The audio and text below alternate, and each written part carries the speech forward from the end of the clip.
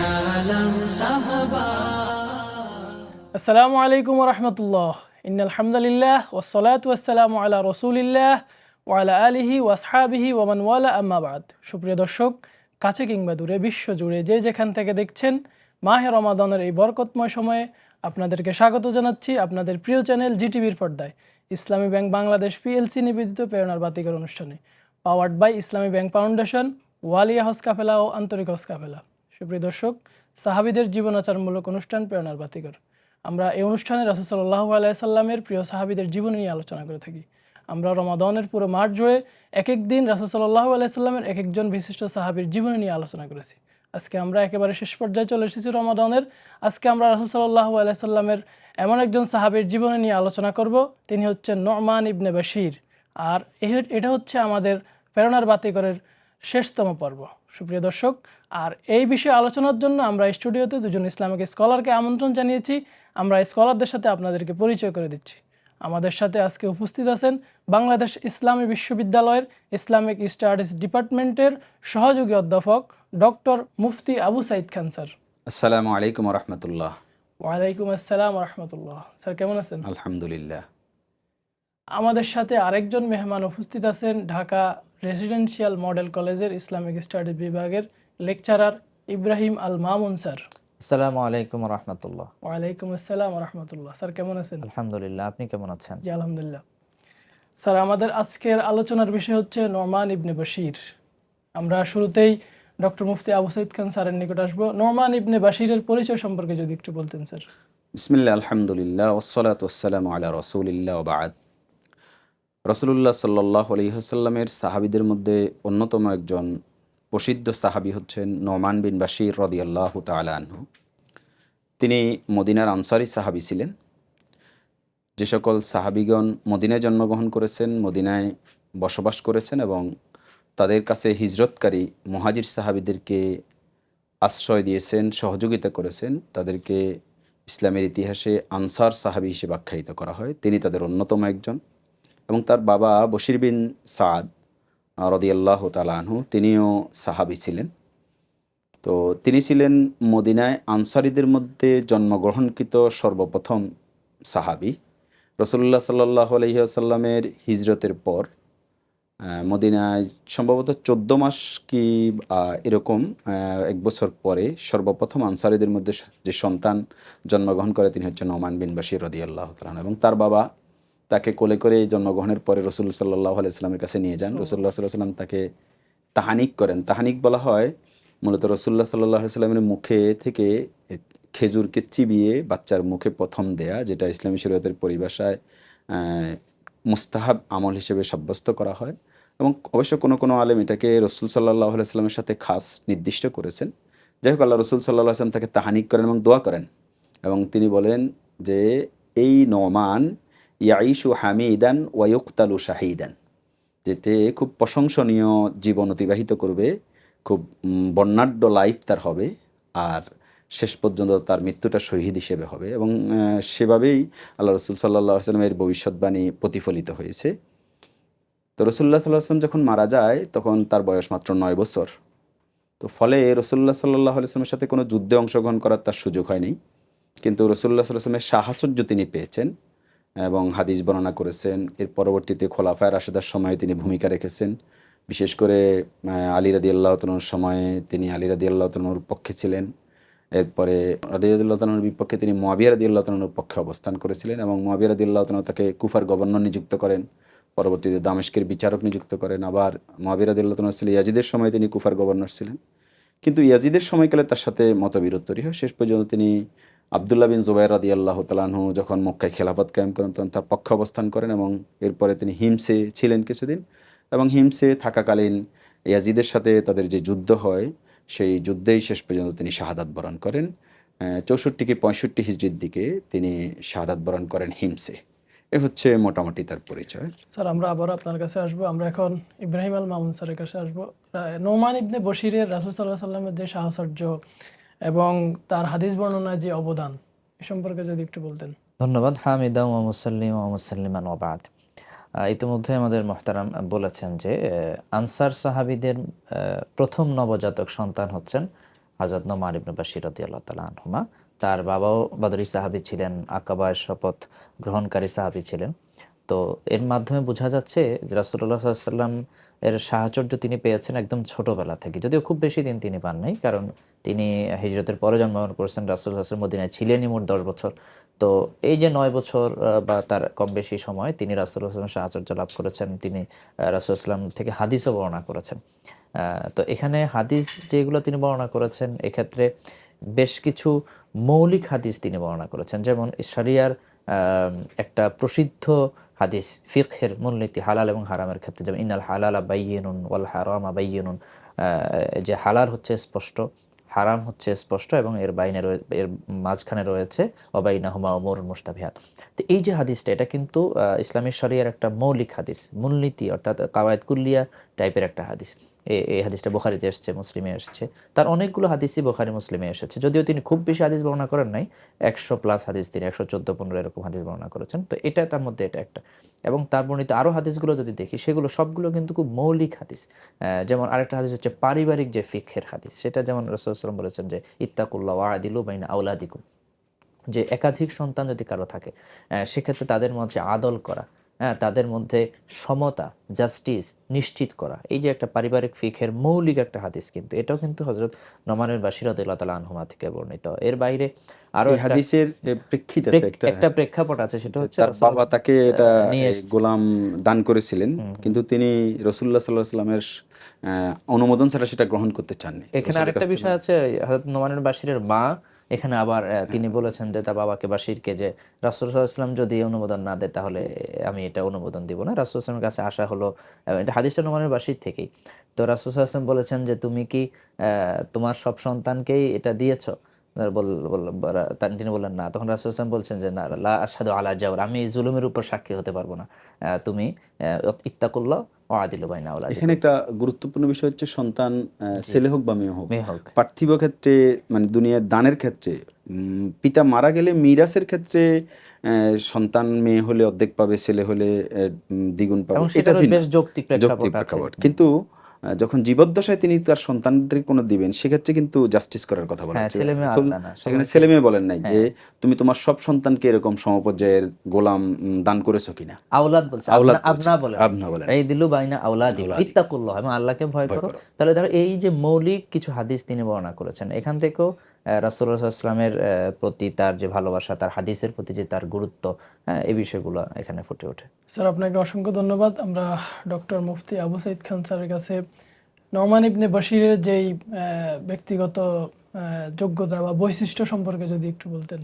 তো এখানে যে বিষয়টা আসছে যে রাসূলুল্লাহ সাল্লাল্লাহু আলাইহি সাল্লামকে সাক্ষী রাখা ব্যতীত বা তার অনুমোদন ব্যতীত তিনি তার পিতার পক্ষ থেকে যখন একজন সন্তানকে দান করা হয়েছে, সেটা তিনি গ্রহণ করতে ইতস্তত বোধ করছিলেন। এখান থেকেই বোঝা যায় যে তিনি রাসূলুল্লাহ সাল্লাল্লাহু আলাইহি ওয়াসাল্লামের পক্ষ থেকে নির্দেশনাগুলোকে পালন করার ব্যাপারে খুবই সিরিয়াস, এবং তার মা তাকে নিয়ে রাসূলুল্লাহ সাল্লাল্লাহু আলাইহি ওয়াসাল্লামের কাছে অথচ চলে যায়। বয়স কিন্তু খুবই বয়স কম, কিন্তু কম, বয়স কিন্তু কম, কিন্তু এই বয়সে তার এই এই সেন্সটা তার সেন্সটা মধ্যে কাজ করছে। এটা হচ্ছে মূলত পারিবারিকভাবে যদি দিনী পরিবেশে কোনো সন্তান বড় হয়, এখান থেকে একটা গুরুত্বপূর্ণ বিষয় যে পরিবারে যদি বাবা মায়ের মধ্যে দিন চর্চাটা ওরকম থাকে, তো সন্তানগুলো ছোটবেলা থেকেই এই দিনী পরিবেশে দিনী অনুভূতিগুলোকে ধারণ করতে থাকে। তো ফলে এই নোমান বিন বাশির রাদিয়াল্লাহু তাআলা এই হাদিস বর্ণনা করা দ্বারা বোঝা যায় যে সন্তানদের মধ্যে সকলের মধ্যে যে জাস্টিস প্রতিষ্ঠা করার পিতামাতার দায়িত্ব, এই ব্যাপারে তিনি ছোটবেলা থেকেই সিনসিয়ার ছিলেন। এছাড়া নোমান বিন বাশির রাদিয়াল্লাহু তাআলার এক্সট্রা কিছু যোগ্যতা ছিল। ঐতিহাসিকদের বর্ণনা অনুযায়ী তিনি কবি ছিলেন, এবং কসিদা নোমান ইবনে বাশির নামে অনেকগুলো কসিদা রয়েছে, প্রায় 50-60টির মতো বড় বড় কসিদা বলতে কবিতা, বিভিন্ন ধরনের বিষয়ের উপর তার কবিতা রয়েছে। তিনি ভালো কবি ছিলেন, মদিনার একজন। এছাড়া তিনি খুব ভাগ্মী ছিলেন, বক্তব্য দিতে পারতেন ভালো, এবং বিভিন্ন জায়গায় তিনি ভালো বক্তব্য দিয়েছেন। আর রাষ্ট্রীয় দায়িত্ব পালন করার ক্ষেত্রে খুব বিচক্ষণতার সাথে বিভিন্ন পলিটিক্যাল ব্যাপারগুলো নিয়ে কনসার্ন ছিলেন, যে কোন সময়ে কোন পরিবেশে কিভাবে কাজ করতে হবে, এবং সেই জায়গাগুলোতে তিনি রাষ্ট্রীয় কাজী মানে বিচারকের দায়িত্ব পালন করেছেন, আবার গভর্নরের দায়িত্ব পালন করেছেন। এমনকি তার দানশীলতার ব্যাপারে ঐতিহাসিক একটা বর্ণনা আছে। তিনি যখন হিমসের গভর্নর, তো তখন আব্দুল্লাহ বিন জুবাইর রাদিয়াল্লাহু তাআলা আনহু, তিনি মক্কার এই মূল খলিফা, তার অধীনে তিনি হিমসের গভর্নর ছিলেন। তো সেখানে আশা হামদান নামক একজন ব্যক্তি তার কাছে গিয়ে সাহায্য চাইলেন, কুফা থেকে গিয়েছেন। ইতিপূর্বে তিনি কিন্তু কুফার গভর্নর ছিলেন, তো ফলে তার সাথে পূর্ব পরিচিতি ছিল। তো তৎকালীন সময়ে রাষ্ট্রের তার কাছে কোনো ফান্ড ছিল না দেওয়ার মতো এরকম। তো তিনি জনগণের কাছে বললেন যে আমাদের ভাই আশা হামদান আমাদের কাছে আসছে, তিনি সাহায্য চান, তিনি দরিদ্র, তোমরা যদি তাকে সাহায্য সহযোগিতা করো। তখন জনগণ নোমান বিন বশির রাদিয়াল্লাহু তাআলার উপর আস্থা রেখেছে, যারা বলছে আমরা প্রত্যেকে 2 দিনার করে দেব। তৎকালীন সময়ে রাষ্ট্রীয় যেই আদমশুমারি, সেখানে 20,000-এর মতো লোক ছিল। তিনি তাদের সাথে সাথে বাইতুল মাল থেকে, অন্য ফান্ড থেকে দেওয়ার মতো ফান্ড ছিল না, সেখান থেকে না হলেও রাষ্ট্রীয় ফান্ড থেকে তিনি 40,000 দিনার ওই ব্যক্তিটাকে দিয়ে দিয়েছেন, কারণ জনগণ ওয়াদা দিয়েছে প্রত্যেকে 2 দিনার করে পরিশোধ করবে। তো ওই ব্যক্তি 40,000 দিনার, এটা কিন্তু খুব ছোটোখাটো দান না, অনেক বড় দান। আমাদের দেশে ওই সময়ে 1 দিনারে একটা ছাগল পাওয়া যেত, তার মানে প্রায় 1 দিনার মানেই হচ্ছে প্রায় 30,000 টাকা বা 40,000 টাকার মতো, সেরকম 40,000 দিনার মানে 4 কোটি টাকার উপরে। তো এইরকম দান একজন ব্যক্তিকে করে দিয়েছেন। ব্যক্তিগত জীবনেও তিনি খুব দানশীল ছিলেন। আল্লাহ রসুল সাল্লাল্লাহু আলাইহি ওয়াসাল্লামের আনুগত্যের ব্যাপারে এবং তার কাব্য প্রতিভা, ভাগ্মিতা এবং ব্যক্তিগত জীবনে দানশীলতা, এগুলোর জন্য তিনি প্রসিদ্ধ ছিলেন। ইব্রাহিম আল মামুন স্যারের নিকট আমরা নোমান ইবনে বাশিরের রাজনৈতিক এবং প্রশাসনিক দায়িত্ব সম্পর্কে যদি একটু বলতেন। শুকরিয়া। হযরত নোমান ইবনে বাশির আমরা শুনেছি ওনার ব্যাপারে রাদিয়াল্লাহু তাআলা আনহুমা, যে উনি কাব্য প্রতিভার লোক ছিলেন, উনি খুব দয়ালু দানশীল মানুষ ছিলেন, পাশাপাশি তিনি প্রশাসনিকভাবে যথেষ্ট যোগ্য এবং দক্ষ একজন মানুষ ছিলেন। বিশেষ করে ওসমান রাদিয়াল্লাহু তাআলা আনহু যখন শহীদ হন, তো ওসমান রাদিয়াল্লাহু তাআলা আনহুর এই যে শাহাদাত বা হত্যার বিচার দাবিতে তিনি খুব সক্রিয় ছিলেন। ব্যাপারটা তাকে খুব ব্যথিত করে, কারণ ওসমান রাদিয়াল্লাহু আনহুর শাহাদাতটা ইসলামে একটা বড় একটা ক্ষত আসলে তৈরি করে, একটা দীর্ঘস্থায়ী ক্ষত কিন্তু এখান থেকে তৈরি হয়। তো ওই সময়টাতে উনি ওসমান রাদিয়াল্লাহু তাআলা আনহুর হত্যার বিচারের দাবিতে সক্রিয় ছিলেন, এবং পরবর্তীতে যেটা হয়েছে, এখানে একটা যুদ্ধ হয়েছে, সিফিনের যুদ্ধ আমরা জানি। সেখানে সঙ্গত কারণে যেহেতু তিনি ওসমান হত্যার দাবিতে সক্রিয়, তিনি হযরত মুআবিয়া রাদিয়াল্লাহু তাআলা আনহুর পক্ষের ছিলেন। এবং মুআবিয়া রাদিয়াল্লাহু তাআলা আনহু তাকে কিন্তু গভর্নর হিসেবে নিযুক্ত করেন কুফাতে। পরবর্তীতে আবার সেখান থেকে হিমসে তাকে গভর্নর হিসেবে, দিমাশকে যেটা, সেখানে গভর্নর হিসেবে তাকে নিযুক্ত করেন। এবং মুআবিয়া রাদিয়াল্লাহু আনহুর শেষ দিকে এসেই মূলত তিনি আবার কুফার গভর্নর হন। এবং মুআবিয়া রাদিয়াল্লাহু আনহুর জীবদ্দশাতে উনি কুফার গভর্নর ছিলেন। এই ব্যাপারে ইবনে কাসির রাহমাতুল্লাহ আলাইহি একদম স্পষ্ট কথা বলেছেন বিদায় নেহায়াতে, যে মুআবিয়া রাদিয়াল্লাহু আনহুর জীবদ্দশায় তিনি কিন্তু কুফায় আবার গভর্নর হিসেবে আসেন। মুআবিয়া রাদিয়াল্লাহু আনহুর ইন্তেকালের পরে যখন ইয়াজিদ খলিফা হওয়া না হওয়ার যে ব্যাপারটা, তখন মুসলিম সমাজে যে একটা বড় ধরনের দ্বৈরথ দেখা দেয়, তখন তিনি কুফার গভর্নর। এবং ওই সময় এসে তিনি ইয়াজিদ চেয়েছিল নোমান ইবনে বাশিরকে দিয়ে তার পক্ষে কাজ করানোর জন্য, কিন্তু ওই সময়টাতে এসে কিন্তু আবার নোমান ইবনে বাশির রাদিয়াল্লাহু তাআলা আনহু কিন্তু হযরত হুসাইন রাদিয়াল্লাহু তাআলা আনহুর পক্ষে মানে ইয়াজিদের অনৈতিক সিদ্ধান্তের আনুগত্য তিনি আনুগত্য করেন নাই। তো তিনি যেমন প্রশাসনিক দক্ষ ছিলেন, তিনি কোমল মানুষ ছিলেন, তিনি রক্তপাত পছন্দ করতেন না। এই ব্যাপারে সকল ঐতিহাসিক কিন্তু কথা বলেছেন যে তিনি রক্তপাত পছন্দ করতেন না। ইয়াজিদ ছিলেন কিছুটা রক্তপাতের পক্ষে, ওই যুদ্ধের টাইপের। পক্ষে। তো সে কারণে ইয়াজিদ বুঝতে পারে যে কারবালার ঘটনা ঠিক আগ মুহূর্তে ইয়াজিদ নোমান ইবনে বাশির রাদিয়াল্লাহু তাআলা আনহুমাকে কুফা থেকে গভর্নর থেকে সরিয়ে ওয়াইদুল ইবনে জিয়াদকে, তার অন্যায় আদেশগুলো পালনের জন্য ওয়াইদুল ইবনে জিয়াদকে সেখানে নিযুক্ত করেন।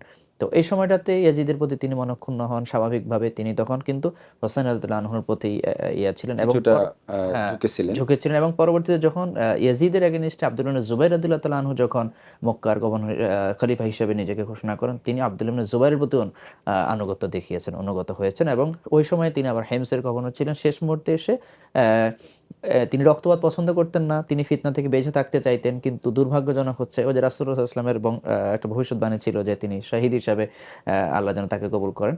তিনি শহীদ হয়েছেন এবং সেটা মারওয়ানপন্থী যারা ছিল বিচ্ছিন্নবাদী, তাদের হাতে তিনি শাহাদাত। আব্দুল্লাহ বিন জুবাইর রাদিয়াল্লাহু তাআলার বিরুদ্ধে তো যুদ্ধ হয়, জি জি, এবং সেটা মারওয়ান ইবনুল হাকামের পরে আব্দুল মালিক বিন মারওয়ান যখন খলিফা হয়, তখন ওই ধারাবাহিকতায় তিনি যেহেতু হিমসে আব্দুল্লাহ বিন জুবাইর রাদিয়াল্লাহু তাআলা নিযুক্ত গভর্নর ছিলেন, এই কারণে মারওয়ানপন্থীরা তাকে হত্যা করে এবং তিনি শহীদ হন। তো ওভারঅল তিনি প্রশাসনিকভাবে খুবই দক্ষ যোগ্য মানুষ ছিলেন, বিভিন্ন সময় পালন করেছেন দায়িত্ব। পাশাপাশি তিনি কোমল ছিলেন, রক্তপাত তিনি পছন্দ করতেন না। এটাও কিন্তু একটা তার জীবন থেকে আমরা পজিটিভ পাই।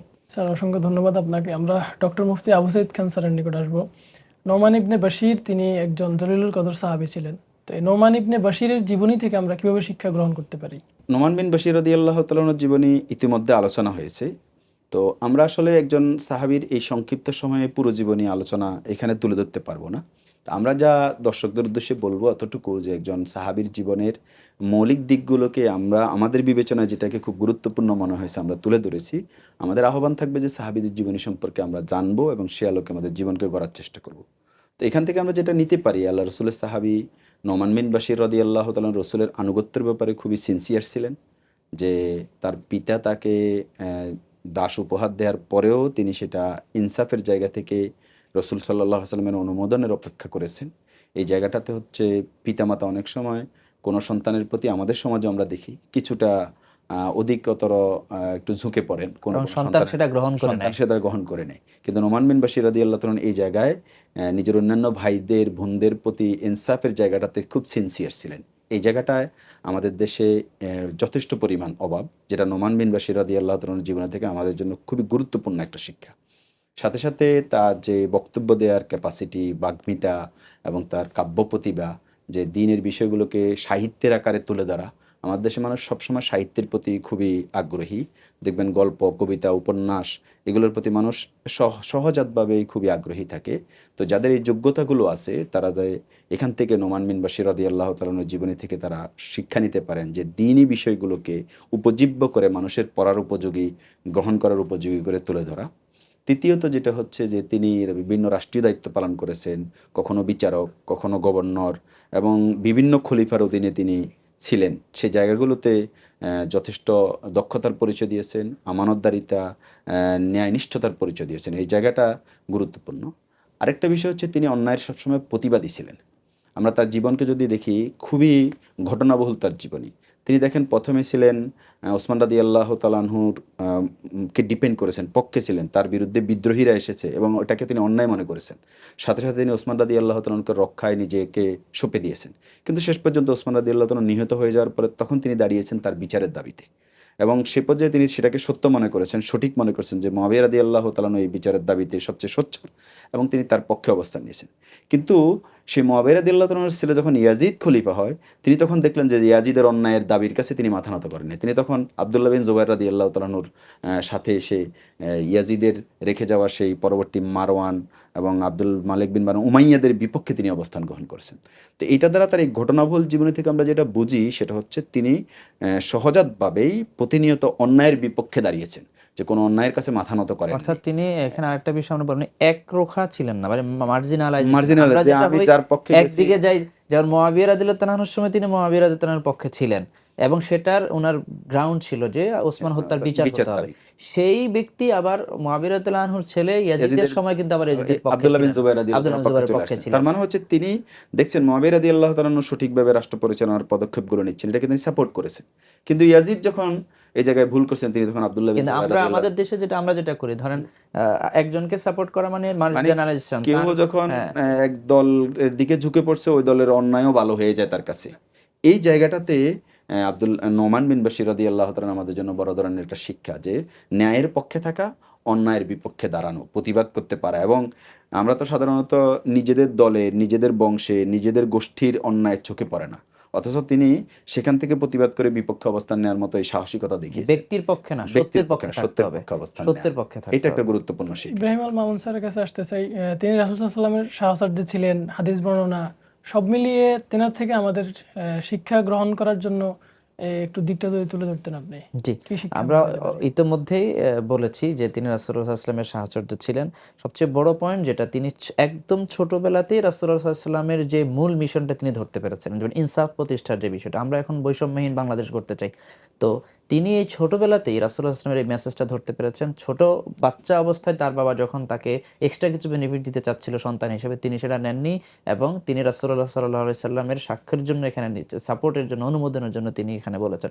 তাহলে দেখুন, এত ছোট বয়সে তিনি রাসূলুল্লাহ সাল্লাল্লাহু আলাইহি ওয়াসাল্লামের যে মূল মেসেজ, মূল মিশন যেটা, একটা বৈষম্যহীন পৃথিবী থাকবে, এই মেসেজটা তিনি ধরতে পেরেছেন। এবং সর্বোপরি যে কথাটা আমরা বলেছি ইতিমধ্যে, আবারও বলছি, সেটা হলো তিনি একরোখা ছিলেন না। আরেকটা বিষয় হচ্ছে রাসূলের হাদিস বর্ণনার ক্ষেত্রে যে ইব্রাহিম মনসার যেটা বলেছেন যে মৌলিক হাদিসগুলো বর্ণনা করেছেন, অথচ বয়স কিন্তু রাসূলের সাহচর্যে তিনি 9 বছর পর্যন্ত ছিলেন। তাহলে কিন্তু জ্ঞান অর্জনের একটা বয়স কিন্তু ছোটবেলা।